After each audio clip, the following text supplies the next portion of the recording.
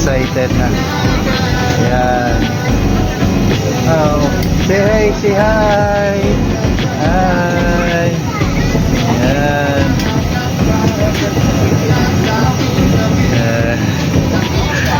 So, maya update na naman ako pag nakaland na kami sa Maynila. Okay, bye.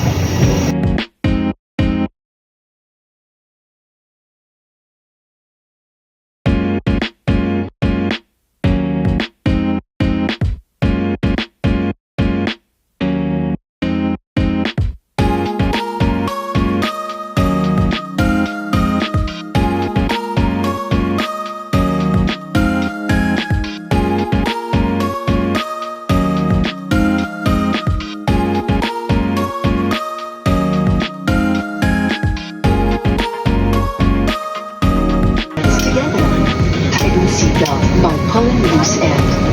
To unfasten, lift top of buckle and pull pre-end to release. In case of water landing, remove sharp objects from your body. To don, slip vest over the head. Take tape around the waist and push end to buckle. Pull tape to tighten. When inside the aircraft, pull inflation tags to inflate vest. Inflation is done by means of the red tubes. Aim to increase air and push pins inward to release air.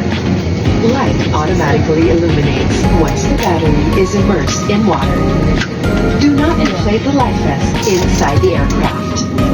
Please be reminded that unauthorized removal of life vests from the aircraft constitutes theft and is punishable by law.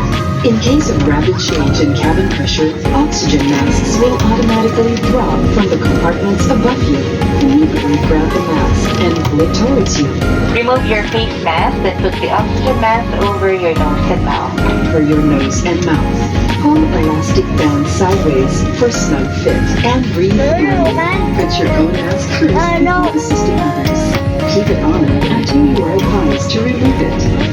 In case of emergency evacuation, follow the lights that will lead you to the exit. We're here in Manila na. Yun lang. Parating lang natin. Sakay kami ng bus papunta terminal.